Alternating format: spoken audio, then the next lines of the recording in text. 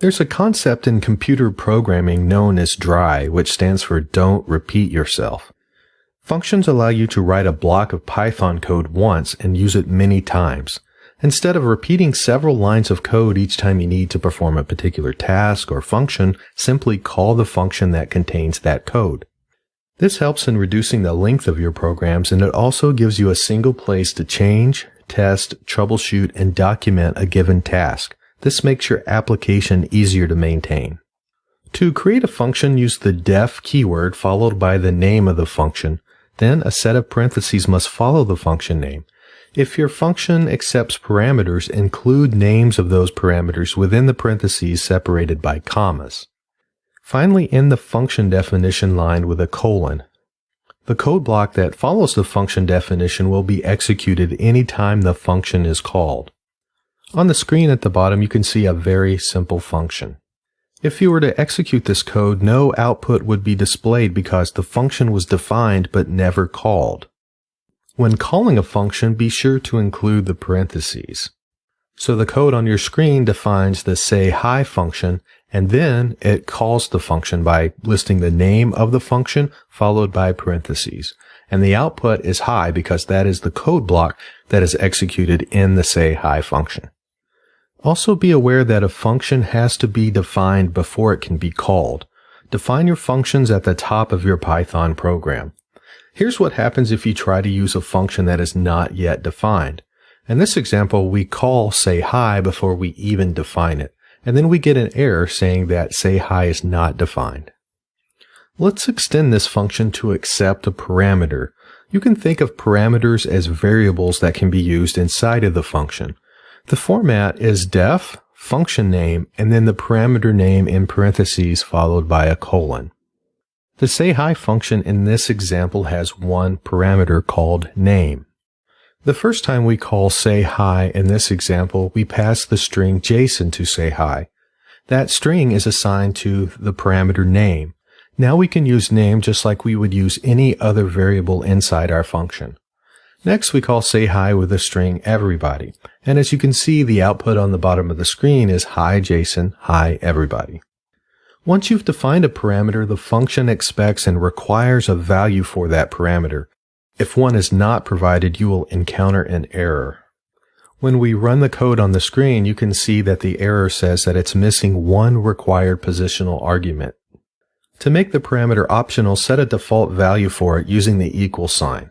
So the format is def, function name, and within parentheses, the parameter name equals default value, close parentheses and a colon. So in this example, if we don't pass anything into the sayHi function, name is assigned there. So the first time we call sayHi, name is there.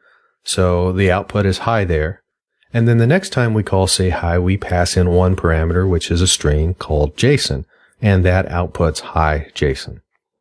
Functions can accept multiple parameters. Simply include them within the parentheses of a function definition and separate them with a comma. When calling the function, supply the arguments and separate them with a comma as well.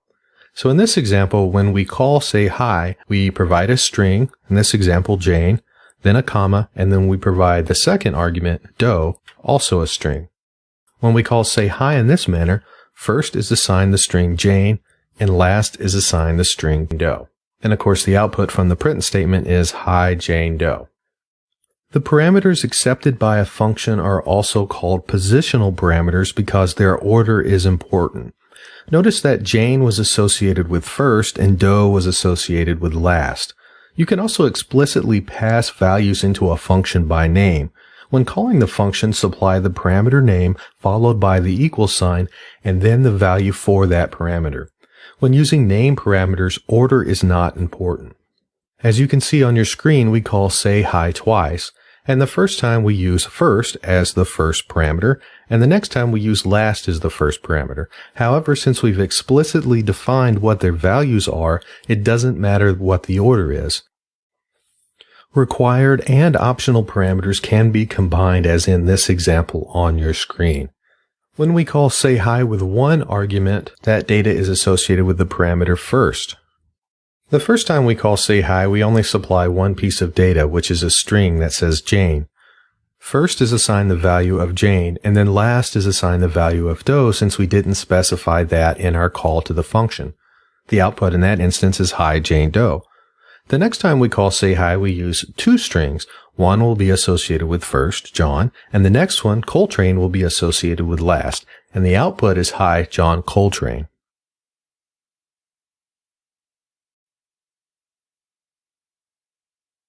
By convention, the first statement of a function is a documentation string, or doc string for short. To create a doc string, simply surround text with triple quotes. This doc string provides a quick summary of the function. When writing the doc string, ask yourself, what does this function do, or why does this function exist? You can access this doc string by using the built-in help function.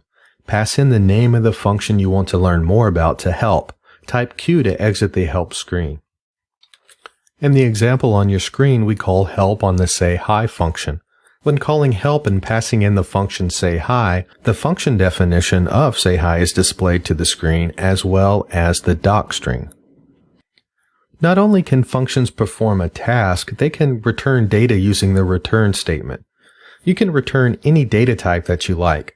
Once the return statement is called, no further code in the function is executed. Here's a function that returns a string. If the number that is passed into that function is even, it returns the string even. If it's determined to be odd, it returns the string odd. In this example, we assign the output of the odd or even function to the odd or even string variable. Then we print the contents of that variable using the print statement. In this example, 7 is odd, so odd gets printed to the screen. Here is a very similar function that returns a Boolean instead of a string. I've modified the code a little bit just to change things up and show you that you don't have to assign the output of a function to a variable. You can use that output directly in a print statement if you would like as well. You can create functions that call other functions. An example of doing this is listed on your screen. First, the getName function is defined, then the sayName function is defined, and finally the get and sameName function is defined. That last function actually calls getName and then sayName. So the last line of code when we call get and sayName, that function calls the getName function and stores what is returned in the name variable. Then it passes in name into the sayName function. At that point, the name is printed to the screen. Here's an example run of that program. This is what would happen if I just typed in my name, Jason, and hit enter. It would display, your name is Jason.